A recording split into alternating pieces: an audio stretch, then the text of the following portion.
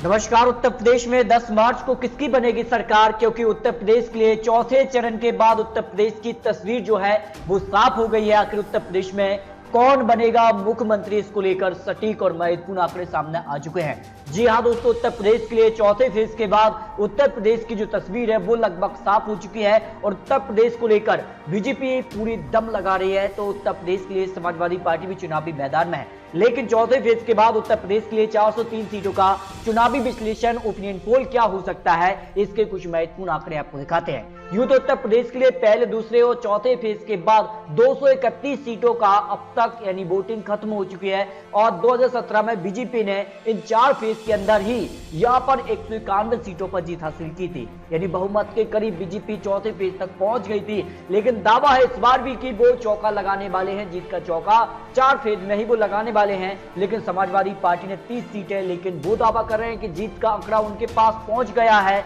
आखिर Samajwadi party BJP में कितनी टक्कर देखने को मिल रही है। बीएसपी यहां पर 5 सीटें और कांग्रेस के सिर्फ 5 सीटों पर ही जीत मिली 2017 में। लेकिन 2022 के आंकड़े क्या निकलकर सामने आ रहे हैं, जो विश्लेषण यहां पर नया निकलकर सामने आता है। आखिर उत्तर प्रदेश के लिए जो बड़े बड़े दिग्गज नेता चुनावी मैदान में हैं, तो बीजेपी को इसका कितना फायदा मिलता नजर आ रहा है। जबकि यहां पर बात की जाए तो समाजवादी पार्टी छोटे दलों के साथ गठबंधन करके चुनाव लड़ रही है। तो समाजवादी पार्टी के छोटे दलों के साथ जो सरकार का आंकड़ा है उसको पार करने वाली है, इसके क्या महत्वपूर्ण आंकड़े निकलकर सामने आते हैं। उत्तर प्रदेश के सबसे महत्वपूर्ण आंकड़े आपको दिखाने वाले हैं। तो उत्तर प्रदेश के लिए शुरुआत करते हैं मुरादाबाद को लेकर। आखिर मुरादाबाद के लोग किसके साथ जा सकते हैं, जो आंकड़े बन सकते हैं उत्तर प्रदेश के लिए। यहां पर बात कर लेते हैं मुरादाबाद की 6 सीटों में से बीजेपी को 1 सीट पर बढ़त मिल सकती है, जबकि समाजवादी पार्टी को 5 सीटों पर जनता अपना मत दे सकती है, जो आंकड़े यहां पर निकलकर सामने आ रहे हैं। इसके अलावा चित्रकूट की 2 सीटों में से बीजेपी को दोनों सीटों पर जीत मिल सकती है, बढ़त मिल सकती है, जो अनुमान यहां पर लगाया जा रहा है। जबकि उत्तर प्रदेश को लेकर सबसे महत्वपूर्ण रामपुर की 5 सीटों में से बीजेपी को 2 सीटें, समाजवादी पार्टी के पक्ष में 3 विधानसभा सीटों पर जीत मिल सकती है। जबकि हमीरपुर की 2 सीटों में से बीजेपी और समाजवादी पार्टी को 1-1 सीट पर जीत मिलने का अनुमान यहां पर लगाया जा रहा है। जबकि गाजीपुर की यहां पर 7 सीटों में से बीजेपी को 4 सीटें, समाजवादी पार्टी, बीएसपी और कांग्रेस के पक्ष में 1-1 विधानसभा सीट पर जीत मिलने का अनुमान यहां पर हो सकता है। जबकि महोबा की 2 सीटों में से बीजेपी को 1 और समाजवादी पार्टी के पक्ष में 1 विधानसभा सीट जा सकती है। इसके अलावा अगर बात की जाए तो भदोही की 3 सीटों में से बीजेपी और यहां पर समाजवादी पार्टी और बीएसपी के पक्ष में 1-1 विधानसभा सीट पर बढ़त मिल सकती है, जो आंकड़े यहां पर निकलकर सामने आते हैं। यहां पर बात करें तो मुजफ्फरनगर की 6 सीटों में से बीजेपी को 1 सीट, जबकि समाजवादी पार्टी के पक्ष में 3 सीटें, बीएसपी कांग्रेस को 1-1 सीट जा सकती है। यानी उत्तर प्रदेश को लेकर सबसे महत्वपूर्ण माना जा रहा है। इसमें अगर बात की जाए तो ललितपुर की 2 सीटों में से बीजेपी को 1-1 सीट जा सकती है। 2017 में बीजेपी ने यहां पर दोनों सीटों पर जीत हासिल की थी। इसके अलावा अगर बात की जाए तो हाथरस की 3 सीटों में से बीजेपी और समाजवादी पार्टी और कांग्रेस को यहां पर 1 सीट का फायदा होता नजर आ रहा है। कांग्रेस के पक्ष में 1 सीट जाती नजर आ रही है, यानी यहां पर त्रिकोणीय मुकाबला देखने को मिल रहा है, जो यहां पर आंकड़े बन रहे हैं। जबकि औरैया के 3 सीटों में से बीजेपी को 2 सीटें, समाजवादी पार्टी के पक्ष में 1 विधानसभा सीट जा सकती है, जो आंकड़े हो सकते हैं। जबकि संत कबीर नगर की यहां पर बात की जाए तो यहां पर 2 सीटें बीजेपी और 1 सीट समाजवादी पार्टी के पक्ष में जाने का अनुमान हो सकता है। जबकि कौशाम्बी की 3 सीटों में से बीजेपी को 2 सीटें, 1 सीट समाजवादी पार्टी के पक्ष में जा सकती है।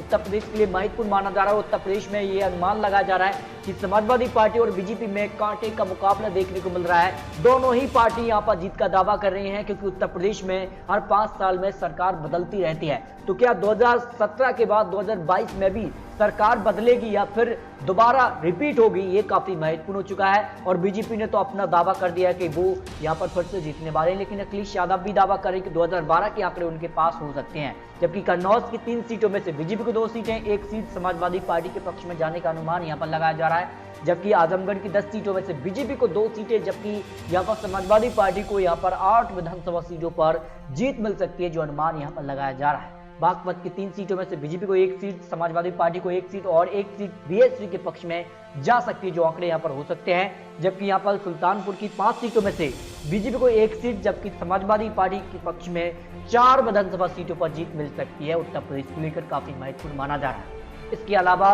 अलीगढ़ की 7 सीटों में से बीजेपी को 3 विधानसभा सीटें, 3 विधानसभा सीट ही समाजवादी पार्टी यानी बीजेपी और समाजवादी पार्टी में अलीगढ़ में बिल्कुल कांटे का मुकाबला देखने को मिल रहा है और बीएसपी के पक्ष में 1 विधानसभा सीट जा सकती है, जो आंकड़े यहां पर निकल कर आ रहे हैं। जबकि बाधा की 4 सीटों में से बीजेपी को 1 सीट, समाजवादी पार्टी के पक्ष में 3 विधानसभा सीटों पर जीत मिल सकती है। इसके अलावा अगर बात की जाए बरेली की 9 सीटों में से बीजेपी को 4 सीटें, समाजवादी पार्टी के पक्ष में 3 सीटें और बीएसपी के पक्ष में 1 और 1 कांग्रेस के पक्ष में जाने का अनुमान लगाया जा रहा है। शाजापुर की 6 सीटों में से बीजेपी को 2 सीटें, समाजवादी पार्टी के पक्ष में 3 विधानसभा सीटें, 1 सीट यहां पर बीएसपी के पक्ष में जा सकती है, जो अनुमान यहां पर लगाया जा रहा है। फिरोजाबाद की ये 5 सीटों में से बीजेपी को 1 सीट, समाजवादी पार्टी के पक्ष में 2 सीटें, बीएसपी के पक्ष में 1 सीट और 1 सीट कांग्रेस के पक्ष में जा सकती है, जो आंकड़े यहां पर हो सकते हैं। इसके अलावा अगर अमेठी की 4 सीटों में से बीजेपी को 3 सीटें, समाजवादी पार्टी के पक्ष में 1 विधानसभा सीट जा सकती है, यानी अमेठी में बीजेपी यहां पर अच्छा प्रदर्शन करती नजर आ रही है। इसके अलावा अगर बात की जाए सहारनपुर की 7 सीटों में से बीजेपी को 4 सीटें, समाजवादी पार्टी के पक्ष में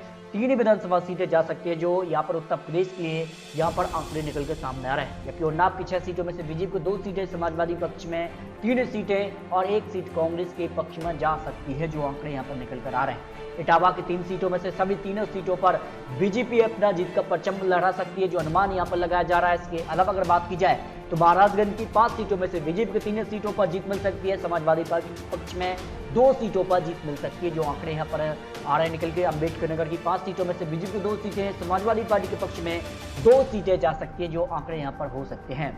जबकि गाजियाबाद की 5 सीटों में से बीजेपी को 4 सीटें, समाजवादी पार्टी के पक्ष में 1 विधानसभा सीट जा सकती है। उत्तर प्रदेश के लिए 403 सीटों को लेकर आपको महत्वपूर्ण विश्लेषण दिखा रहे हैं। इसके अलावा अगर बात की जाए बाराबंकी की 6 सीटों में से बीजेपी को 4 सीटें, 2 सीटें समाजवादी पार्टी के पक्ष में हो सकती है, जो आंकड़े यहाँ पर निकल कर आ रहे हैं। बदायूं की 6 सीटों में से अगर बात की जाए तो बीजेपी को 3 सीटों पर जीत मिल सकती है, समाजवादी पार्टी के पक्ष में 2 सीटें, 1 सीट यहाँ पर मायावती जी के खाते में जा सकती है, जो यहाँ पर चुनावी अनुमान निकल कर सामने आ रहे हैं। मेरठ की 7 सीटें काफी महत्वपूर्ण हो जाती हैं और यहाँ पर बीजेपी बाजी मारती नजर आ रही है। बीजेपी यहाँ पर 5 सीटें, जबकि समाजवादी पार्टी के पक्ष में 1 सीट यहाँ पर बीएसपी या पर कांग्रेस के खाते में जा सकती है, जो यहाँ पर चुनावी आंकड़े निकल कर आ रहे हैं।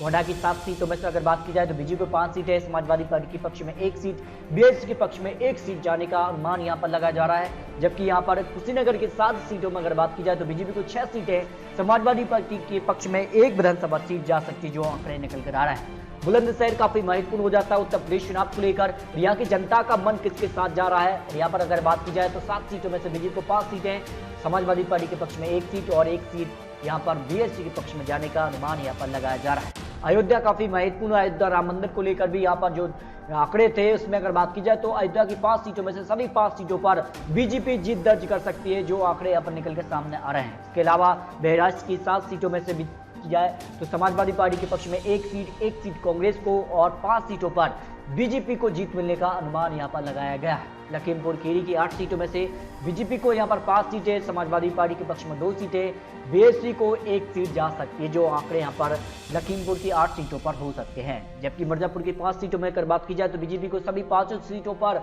जीत मिल सकती है, एक बड़ी जीत यहाँ पर मिल सकती है। अगर बात की जाए तो 2017 में कई जिलों पर बीजेपी ने जो है क्लीन स्वीप किया था, तो 2022 में यह आंकड़ा बन सकता है, जो आंकड़े यहाँ पर निकल कर आ रहा है। बिजनौर की 8 सीटों में से बीजेपी को 6 सीटों पर जीत मिल सकती है, समाजवादी पार्टी के पक्ष में 2 विधानसभा सीटों पर जीत मिलने का अनुमान हो सकता है। वाराणसी की सभी 8 सीटों पर बीजेपी जीत दर्ज कर सकती है। 2017 में भी बीजेपी ने यहाँ पर अच्छा परफॉर्मेंस किया था और ये आंकड़े मान रहे हैं जिस प्रकार से प्रधानमंत्री मोदी जी यहाँ पर 2 रैलियां कर चुके हैं, तो ऐसे में यहाँ का आंकड़ा बीजेपी के पक्ष में जा सकता है, जो आंकड़े यहाँ पर बन रहे हैं। जबकि लखनऊ की अगर बात की जाए तो बीजेपी को यहाँ पर 2017 में 8 सीटों पर जीत मिली, लेकिन इस बार बीजेपी को 6 सीटों पर जीत मिल सकती है। समाजवादी पार्टी के पक्ष में 1 सीट बीएसपी और 1 सीट कांग्रेस के पक्ष में जा सकती है। आखिर समाजवादी पार्टी और बीजेपी में कितनी टक्कर देखने को मिलती है, काफी महत्वपूर्ण लखनऊ से हो जाता है। जबकि आगरा की 9 सीटों में से बीजेपी को 7 सीटें, समाजवादी पार्टी के पक्ष में 2 सीटों पर जीत मिलने का अनुमान हो सकता है। इसके अलावा झांसी की सभी 4 सीटों पर एक बार फिर से बीजेपी जीत दर्ज कर सकती है।